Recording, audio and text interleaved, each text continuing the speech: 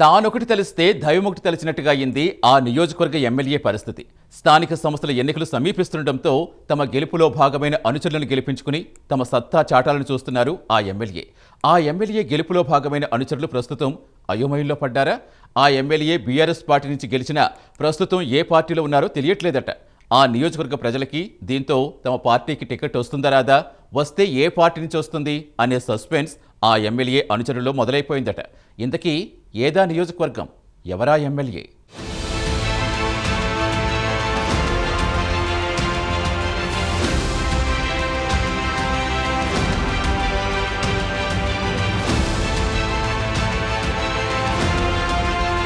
గద్వాల నడిగడ్డగా పేరు పొందిన గద్వాల రాజకీయాలు రసవత్తరంగా మారాయి. ఇక్కడి రాజకీయం ఓ పట్టాన అంతుపట్టదు. నడిగడ్డలో రాజకీయం అంటే అంత సులువు కాదనే టాక్ కూడా ఉంది. వ్యూహం ప్రతి వ్యూహాలతో ఎప్పుడూ ఇక్కడి రాజకీయం హాట్ టాపిక్ గానే ఉంటుంది. మొదటి నుంచి ఈ నియోజకవర్గంలో ఎక్కువసార్లు గద్వాల ఓటర్లు ఒకే కుటుంబానికి పట్టం కడుతూ వస్తున్నారు. కాంగ్రెస్ కంచుకోటగా ఉన్న గద్వాలలో 2014 తెలంగాణ రాష్ట్రం ఏర్పాటు కావడం బీఆర్ఎస్ పార్టీ బలం పుంజుకుంది. దీంతో 2018, 2023 అసెంబ్లీ ఎన్నికల్లో బీఆర్ఎస్ నుండి బండ్ల కృష్ణమోహన్ రెడ్డి వరుసగా 2 సార్లు విజయం సాధించారు.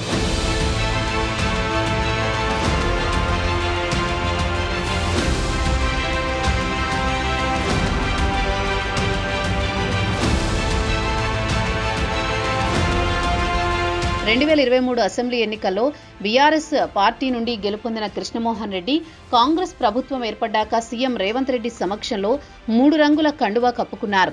గద్వాల అభివృద్ధిలో భాగంగా కాంగ్రెస్ పార్టీలో చేరినట్టు అనుచరులకు, అభిమానులకు క్లారిటీ ఇచ్చారు. కానీ ఇక్కడే అసలు ట్విస్ట్ మొదలైంది. పార్టీ మారిన ఎమ్మెల్యేలపై పార్టీ ఫిరాయింపుల కేసు వేయడంతో బండ్ల యూటర్న్ తీసుకున్నారు. తాను పార్టీ మారలేదని, గద్వాల అభివృద్ధి కోసం సీఎంను మర్యాదపూర్వకంగా కలిశానని చెప్పుకొస్తున్నారు. అంతేకాకుండా తాను ప్రస్తుతం బీఆర్ఎస్లోనే కొనసాగుతున్నానని స్టేట్మెంట్ ఇస్తున్నారు. కానీ BRS party working president KTR మాత్రం కృష్ణమోహన్ రెడ్డికి రాబోయే ఎన్నికల్లో కర్రు కాల్చి వాత పెట్టాలని క్యాడర్కు గద్వాల బహిరంగ సభలో బహిరంగంగానే స్టేట్మెంట్ ఇచ్చారు. దీంతో ఎరక్కపోయి ఇరుక్కుపోయే అన్నట్లు మారింది కృష్ణమోహన్ రెడ్డి వ్యవహారం.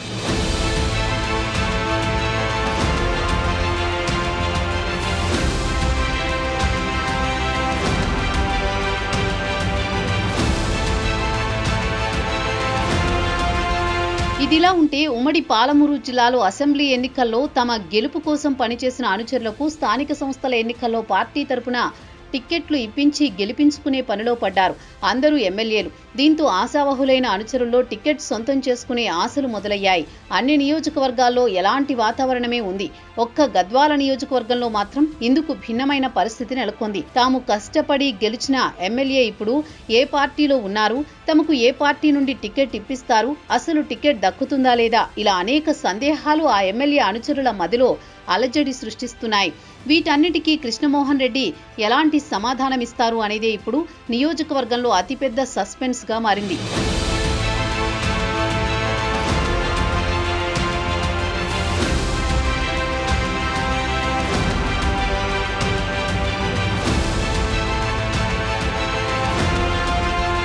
అయితే అధికార పార్టీలో చక్రం తిప్పుదామని వెళ్లిన ఎమ్మెల్యే కృష్ణమోహన్ రెడ్డికి పార్టీ ఫిరాయింపుల కేసు అడ్డంకిగా మారింది.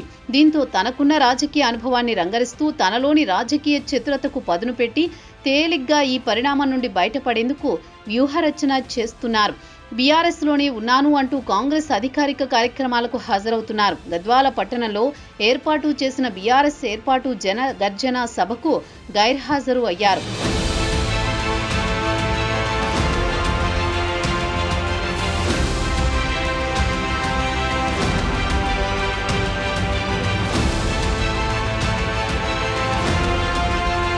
కృష్ణమోహన్ రెడ్డి బీఆర్ఎస్ పార్టీలోనే ఉన్నాను అని చెప్పుకుంటున్నా సభకు ఎందుకు హాజరు కాలేదంటూ స్థానిక ప్రజలు పెద్ద ఎత్తున చర్చించుకున్నారు.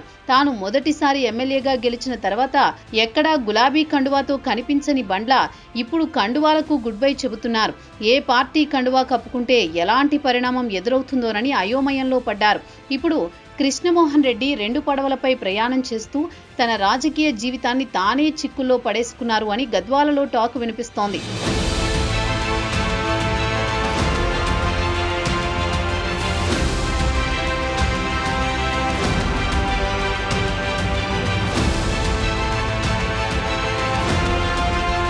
మొత్తానికి 10 ఏళ్లుగా కృష్ణమోహన్ రెడ్డి వెనుకాల తిరిగిన అనుచరులు ప్రస్తుతం అయోమయంలో పడ్డారు. స్థానిక సంస్థల ఎన్నికల్లో తమకు ఎమ్మెల్యే కృష్ణమోహన్ రెడ్డి ఏ పార్టీ నుండి టికెట్ ఇప్పిస్తారు, తమ గెలుపులో ఎలా తమను ముందుకు తీసుకువెళ్తారు అనేది కృష్ణమోహన్ రెడ్డి అనుచరులను వెంటాడుతున్న ఆందోళన. చూడాలి మరి స్థానిక సంస్థల ఎన్నికల్లో గద్వాల రాజకీయం ఏ విధంగా ఉండబోతోందో.